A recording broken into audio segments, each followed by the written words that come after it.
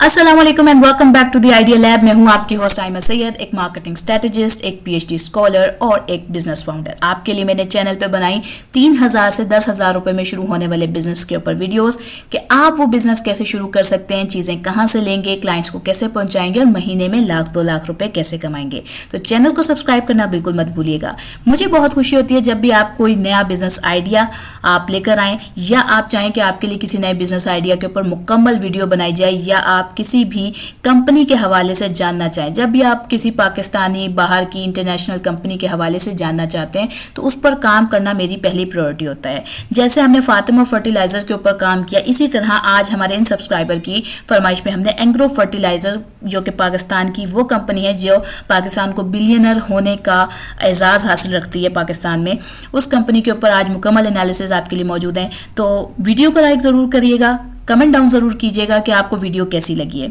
तो सबसे पहली बात यह है कि जो एंग्रो फर्टिलाइजर्स है, ये इसके नाम से ही साबित होता है कि एक फर्टिलाइजर के सेक्टर से ताल्लुक रखती है। मार्केट कैप जो है इसका ये 279.50 बिलियन का है। ये कंपनी अगर आपने खरीदनी है तो आपको सिर्फ 295.19 बिलियन रुपीस चाहिए और ये कंपनी आपकी हो सकती है। अगर बात करें कि आपको इस कंपनी से फायदा कैसे हासिल हो सकता है और ये कंपनी अपने पाकिस्तानियों को फायदा कैसे दे रही है,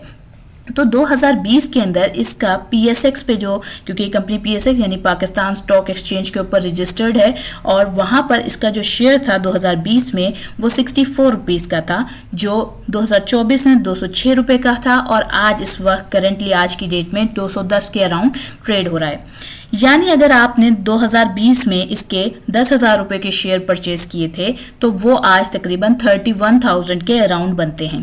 अगर बात करें कि इसके कंपटीटर कंपनी जो फातिमा फर्टिलाइजर थी, उनके शेयर्स की जब मैंने एनालिसिस किए थे तब 2022 में अगर आपने 10,000 रुपए के शेयर खरीदे होते तो वो आज तकरीबन 30,000 रुपए के बनते।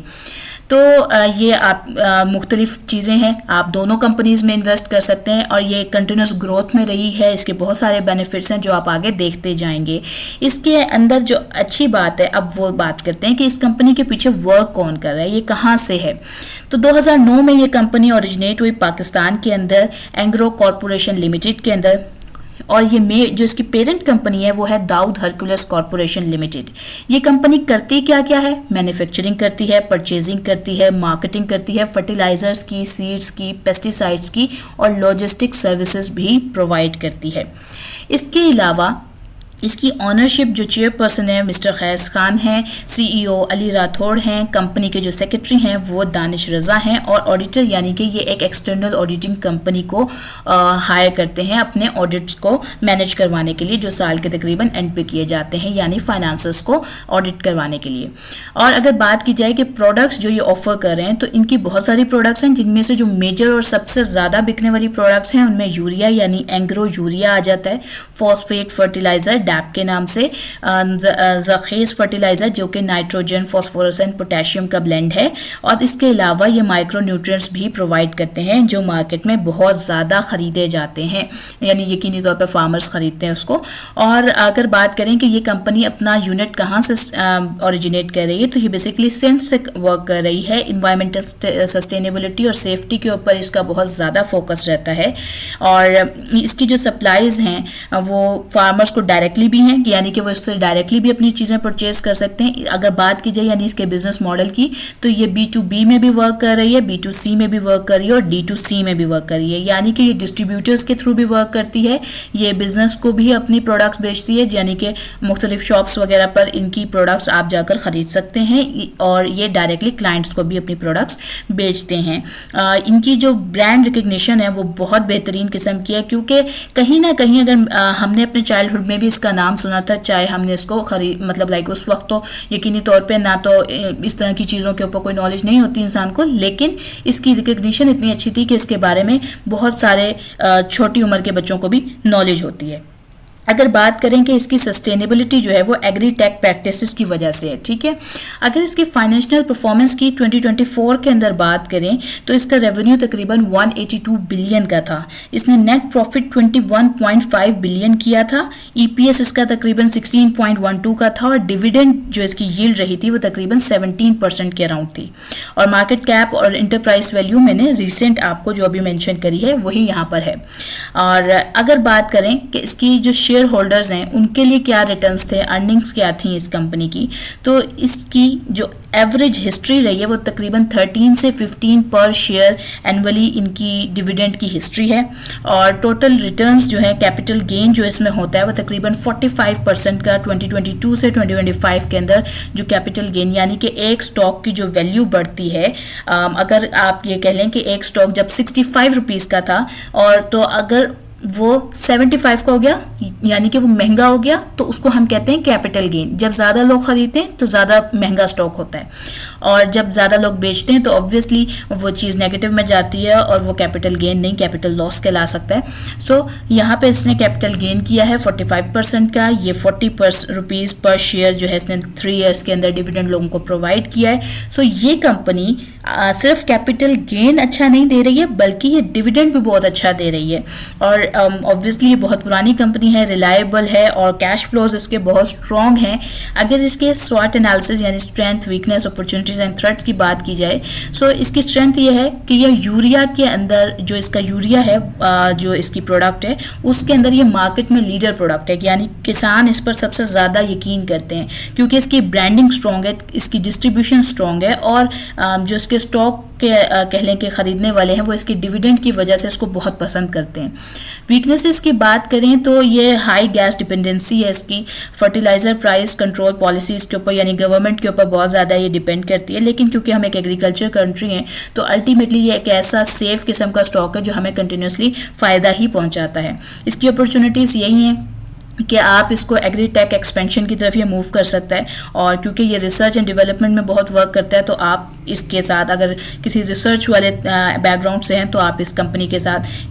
एसोसिएट हो सकते हैं। ये एक्सपोर्ट्स का पोटेंशियल रखता है। इसके अलावा इसके जो थ्रेट्स हैं यकीनी तौर पे वो गवर्नमेंट की वजह से आ सकते हैं या वो ग्लोबल यूरिया प्राइस फ्लक्चुएशन जो होती हैं उसकी वजह से इसमें आपको नुकसानात देखने पड़ सकते हैं। स्ट्रेटेजिक इनिशिएटिव्स की बात करें तो इन्होंने अपनी प्रोडक्शन में बहुत एफिशिएंट किस्म की इंप्रूवमेंट्स की हैं। ये डिजिटल प्लेटफॉर्म्स लेकर आए हैं फार्मर की इंगेजमेंट के लिए, उनकी राय लेते हैं, इन्वेस्टमेंट्स जो हैं वो इनकी सस्टेनेबल हैं और ये बायो फर्टिलाइजर्स की तरफ मूव कर रहे हैं। एज वी ऑल नो कि अब हमारी जो बाहर एक्सपोर्ट्स होती हैं चीज़ें उनके अंदर एडिटिव्स की वजह से वो चीज़ें बहुत बार बाहर से वापस भिजवा दी जाती हैं जिसकी वजह से इकोनॉमी को बहुत बड़ा लॉस देखना पड़ता है। सो ये जो बायो फर्टिलाइज़र का एक ऑप्शन है ये बहुत बेहतरीन है जिसकी वजह से हमारे जो कह लें कि खुराक के अंदर एडिटिव्स